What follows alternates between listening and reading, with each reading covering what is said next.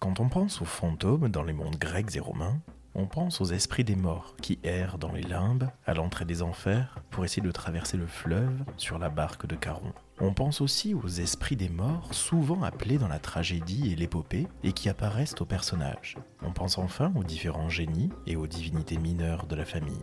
Pourtant, on oublie souvent que certains fantômes hantent des maisons et ce déjà depuis l'Antiquité, comme celui que rencontre le philosophe Athénodore.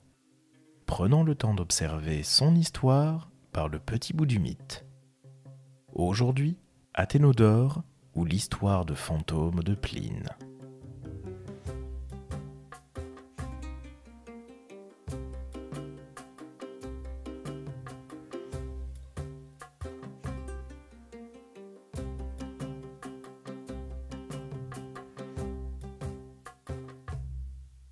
La mort et l'au-delà sont des sources de sujets proprement intarissables au fil des millénaires. On ne compte plus le nombre de héros ou de dieux descendus aux enfers, remontés à la surface, seuls ou accompagnés. Le panthéon gréco-romain présente ainsi des héros comme Héraclès, Thésée, Orphée ou encore Énée, quand des héros comme Ulysse ne font que s'approcher des enfers en invoquant les esprits. Et les esprits, justement, revêtent de nombreuses formes.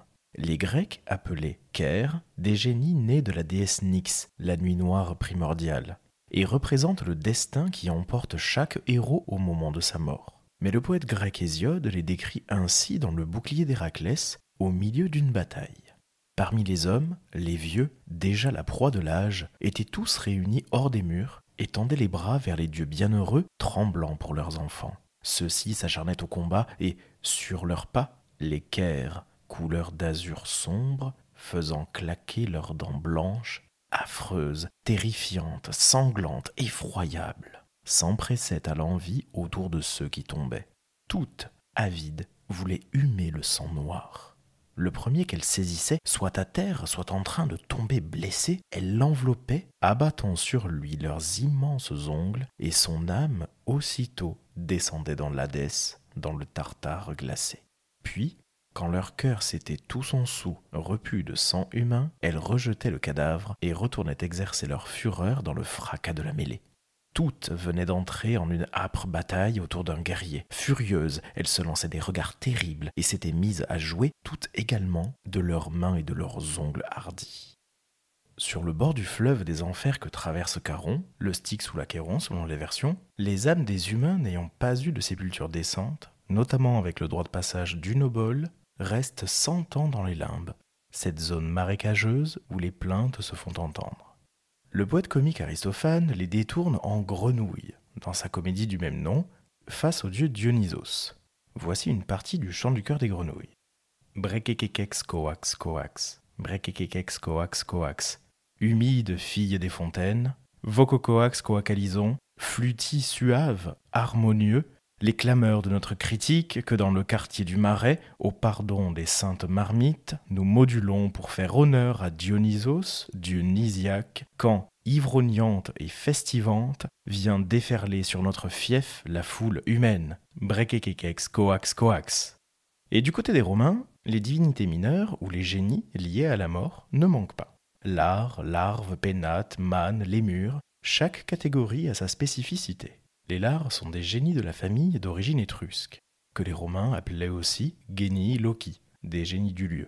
Elles sont propres à chaque famille et ont un petit temple intérieur dans la plupart des habitations, le laraire, lararium en latin. Ces génies sont associés aux pénates, qui sont en charge du foyer, et qui ont un lien avec le garde-manger. Ces pénates recouvrent aussi la réalité des statues emportées par Énée depuis Troie jusqu'en Italie actuelle, afin de protéger la ville qu'il fondera, et de donner une certaine continuité à la ville de Troie. Les mânes sont les esprits bienveillants des personnes ayant eu une sépulture dans les règles de l'art. Elles appartiennent aux dii inferi, les dieux d'en bas, et sont des divinités chtoniennes, c'est-à-dire des divinités du sol. Et elles sont parfois appelées les dii parentes, c'est-à-dire les dieux parents. On retrouve les dédicaces DM, donc dis manibus, aux dieux mânes, sur de nombreuses stèles funéraires. On comprend donc à quel point les mânes étaient importants.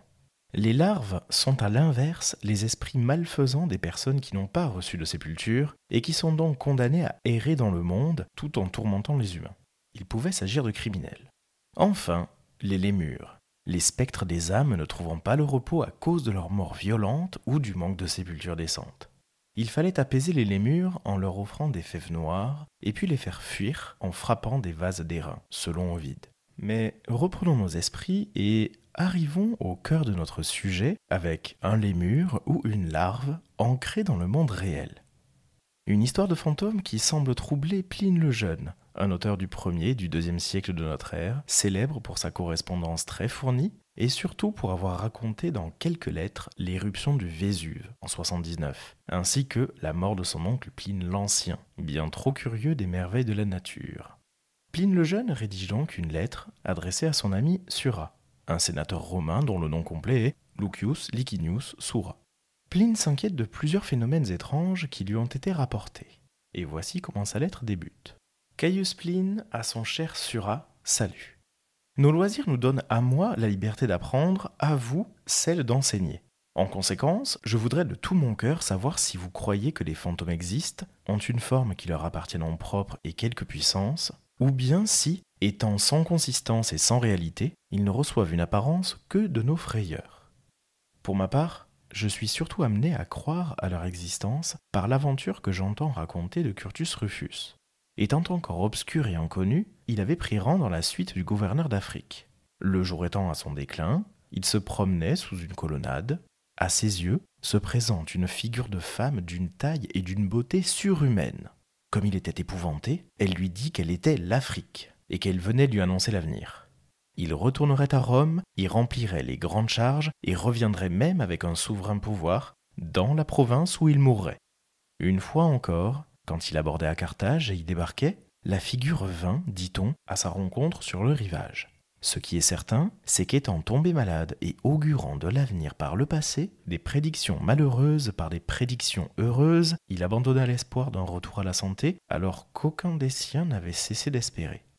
Pline poursuit sa lettre autour de la figure du philosophe Athénodore, un stoïcien qui a été le maître d'Octave, le futur Auguste, à l'époque de la mort de César. Son stoïcisme va être essentiel dans l'histoire.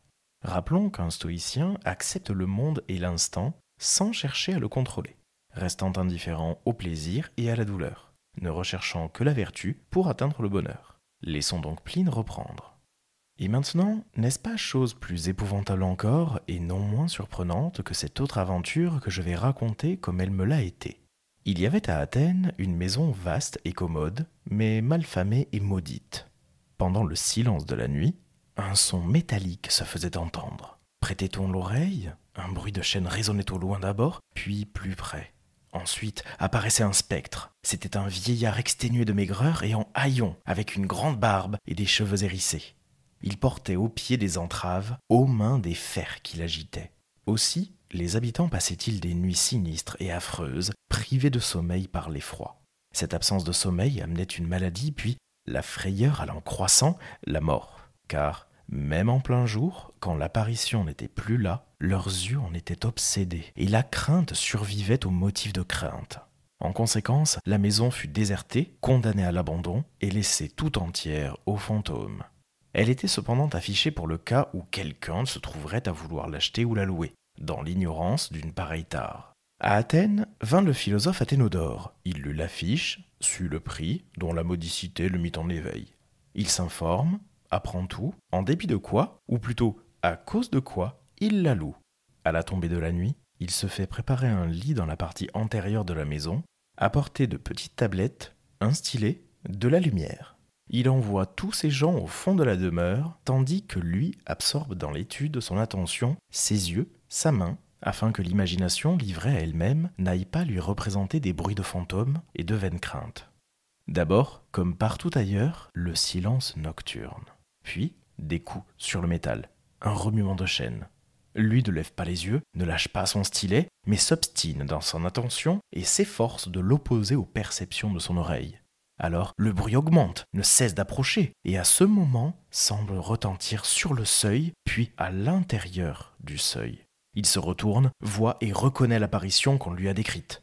Elle était là, dressée et faisant signe du doigt comme quelqu'un qui appelle. Le philosophe à son tour lui donne à entendre d'un geste qu'elle attende un peu, et se penche de nouveau sur ses tablettes et son stylet. L'autre, au-dessus de sa tête, pendant qu'il écrivait, frappait ses fers. Se retournant, il voit encore l'apparition faire le même signe qu'auparavant et, sans hésiter, prend la lumière et la suit. Elle marchait lentement, comme alourdie par ses chaînes. Après qu'elle eut tourné pour arriver à la cour de la maison, subitement évanouie, elle laisse seule son compagnon. Une fois seul, celui-ci fait un tas d'herbes et de feuilles et marque exactement l'endroit. Le lendemain, il va trouver les magistrats et leur dit d'y faire creuser un trou. On trouve engagés et mélangés dans des fers des os que les chairs tombées en poussière par l'action du temps et l'humidité de la terre avaient laissé dépouiller et ronger au milieu des chênes. Recueillis par l'initiative de l'administration, ils sont enterrés. Après cela, la maison ne fut plus visitée par les mânes, désormais pourvue d'une sépulture en règle. Voilà ce que j'admets sur la foi d'autrui. Et tout de suite, je laisse Pline conclure. Comme conclusion, je vous demande de mettre à l'œuvre votre science. L'affaire est bien digne que vous l'examiniez longtemps et attentivement. Et moi, je ne suis pas indigne que vous m'ouvriez les trésors de vos connaissances. Quand même vous examineriez suivant votre habitude le pour et le contre, soyez plus affirmatif dans l'un des sens pour ne pas me laisser en suspens et incertain, puisque la raison de ma consultation est le désir de sortir de mes hésitations. Adieu. Et c'est ainsi que s'achève notre épisode hors série et notre parcours dans l'histoire peu orthodoxe contée par Pline et quelques coups d'œil lancés aux divinités des morts. Merci d'avoir écouté cet épisode du podcast par le petit bout du mythe. N'hésitez pas à vous abonner à ce podcast sur votre plateforme de streaming préférée et à laisser 5 étoiles sur Apple Podcast et Spotify. Partagez cet épisode sur les réseaux sociaux pour que nous soyons toujours plus nombreux à faire vivre ces petites histoires de la mythologie. Vous pouvez prolonger l'aventure en lisant certains ouvrages qui ont été cités. Je vous mets la bibliographie en description et dans l'article du jour sur le site du podcast. Le tout accompagné d'un dossier documentaire. À bientôt pour un nouveau coup d'œil par le petit bout du mythe.